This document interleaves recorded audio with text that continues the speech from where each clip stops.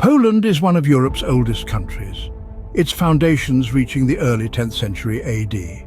As such, the country boasts a great amount of historical attractions, which attract millions of tourists to the country each year. Most of us have heard about ancient Krakow or modern bustling Warsaw, but did you know that Poland also boasts treasures that not many outside of the country have heard about? From huge medieval castles to picturesque towns embodying the Renaissance ideals, we invite you on this exciting journey across Poland to the best historical gems that the Central European country has to offer. Our first destination will be the spectacular medieval salt mines of Wieliczka. Wieliczka, home to the UNESCO World Heritage Site, is located about 15 kilometers south of Krakow. It is easily accessible from the city's airport or train station via rail or bus. The history of the Wieliczka salt mine dates back to the 13th century. Salt mining in the area began due to the high demand for salt, which was a precious commodity during medieval times. The mine's salt deposits were discovered to be of exceptional quality and quantity, making it a valuable source of income for the Polish monarchy. Over the centuries, the Wieliczka salt mine underwent significant expansions and technological advancements. The miners developed intricate underground chambers and tunnels while extracting salt. The mine's labyrinthine network eventually grew to encompass miles of underground passages and even included chapels, chambers, and sculptures carved from salt by the miners themselves. Today, the mine's passages are no longer filled with miners extracting rock salt, but with tourists visiting the UNESCO World Heritage Site from around the world. You can book a tour to visit the intricate beauty of the mine. Tickets cost about $20. A highlight of the tour is St. Kinga's Chapel. The chapel's walls, floor, ceiling, and even the chandeliers are all intricately carved from the salt deposits found within the mine. The salt sculptures include religious icons, intricate bas-reliefs, and statues, all meticulously crafted by generations of miners. One of the most awe-inspiring features of the chapel is its beautiful salt crystal chandeliers, which cast a warm amber glow, creating a serene and ethereal atmosphere. From the medieval passages of Wieliczka, we head back in time to the 8th century BC to explore the ancient settlement of Biskupin. Biskupin, located about 90 kilometers from Poznan, is home to a fortified settlement of the Bronze Age Lusatian culture dating back to 750 BC. Well-preserved remains of the settlement were discovered in 1933 and have since been meticulously restored and recreated by archaeologists. Popularly known as the Polish Pompeii, the site now welcomes visitors and offers them a unique glimpse into Bronze Age life. The village boasts well-preserved wooden houses, intricate fortifications, and winding pathways that once buzzed with the daily activities of Bronze Age inhabitants. The village offers live demonstrations of Bronze Age farming techniques, crafts, and what daily life looked like 2,500 years ago. The site also boasts a museum of archaeology, showcasing some of Biskupin's most valuable discoveries. The site provides a remarkable opportunity to explore and understand the lives of our distant ancestors, offering invaluable insights into Poland's rich archaeological heritage. From central Poland, we travel to the country's eastern frontier to learn about the Renaissance. With the Ukrainian border only about 50 kilometers away, we arrive in Zamość, another UNESCO World Heritage Site and Poland's Pearl of the Renaissance. Zamość was founded by the wealthy and influential Polish magnate Jan Zamoyski in 1580. It was the Renaissance period, and Zamoyski aimed to create an ideal city based on advanced urban planning and architecture of that era. Zamość was designed as an ideal city according to the plans of the Italian architect Bernardo Morando. It was intended to be a city with a perfect urban layout, featuring a central market in the shape of a square, radial streets and well-designed defensive fortifications. Having almost miraculously avoided destruction during the many wars that the town has seen throughout its history, visitors can still walk and admire the Renaissance perfection of Zamości's old town, just like Zamoyski did 500 years back.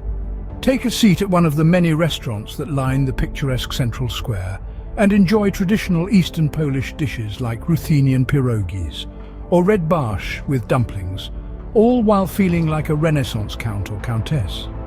Throughout its history, the city attracted people of different nationalities and religions, each group constructing ornate places of worship that tourists can marvel at to this day. Visit the town's unique synagogue, or the magnificent Baroque Cathedral of the Resurrection, and St. Thomas the Apostle. With its perfectly preserved old town, Zamość is truly a place that takes visitors back in time to the Renaissance. But from the Renaissance we go back in time to the Middle Ages to visit one of medieval Europe's largest and best preserved castles. Heading north toward the Baltic, we stop at the huge medieval castle of Malbork. Malbork is, you guessed it, another of Poland's UNESCO World Heritage Sites, and is located 60 kilometers south of Gdansk. It is easily accessible from the city's train station or airport via a 30-minute train or bus ride.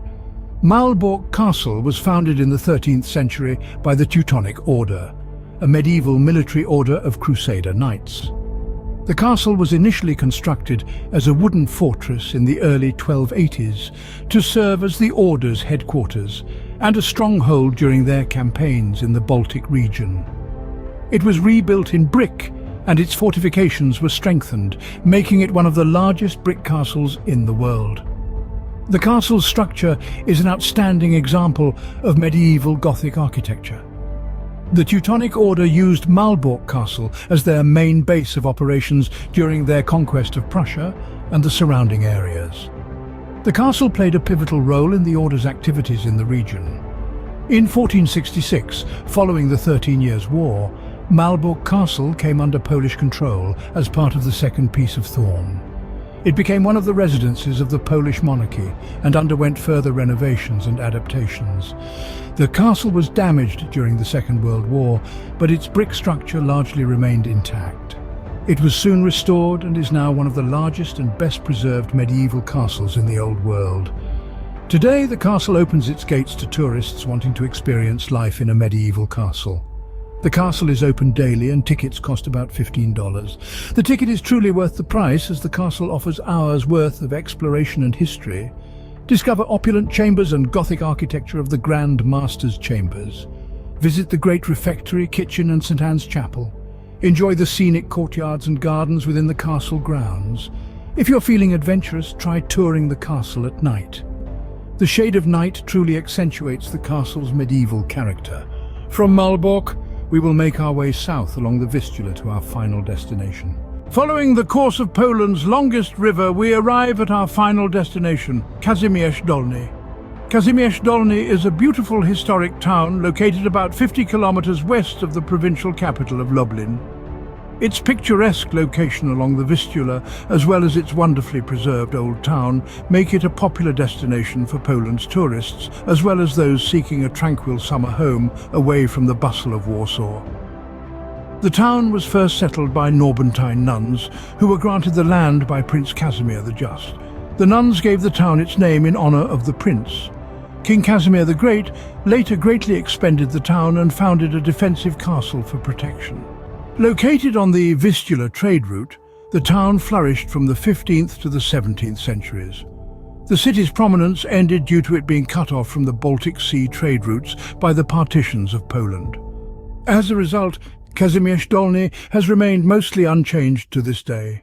The city's landscape looks no different now than what it was like in the days of its prime 500 years ago. Because of this, tourists flock to the town to bask in its historic charm. Make your way to the old town square and marvel at the fanciful houses while browsing traders' stalls now selling souvenirs and trinkets. Visit the two iconic churches at each end of the old town. At the north end is the ornate Renaissance Church of Saints John the Baptist and Bartholomew, and at the southern end is the Franciscan Church of Annunciation. Make a trek up the Hill of Three Crosses for a breathtaking view of the old town. For an even better view, hike further up to the ruins of Kazimierz the Great's castle. If you're still not out of breath, climb the castle's tower for the ultimate reward of the best view of the town and Vistula below. To regenerate after that trek, head back to the old town to pick up some of the town's famous rooster-shaped bread. Conclude your visit with a stroll along the Vistula while admiring the adjacent historic granaries, a testament to the grain that was once traded along the river. Additionally, the town is host to multiple festivals occurring throughout the year. These include folk and indie music festivals, an outdoor film festival, as well as an organ music festival held annually at the parish church. Kazimierz Dolny is truly an ideal destination for both history buffs and casual tourists alike, and is a can't-miss destination for your next Polish adventure. And with that, our whirlwind tour through Poland's hidden historic gems comes to a close. Have you visited any of these incredible destinations, or do you have your own favorites? Share your experiences in the comments below. And don't forget to hit that like button and subscribe for more thrilling travel adventures. Until next time, do zobaczenia.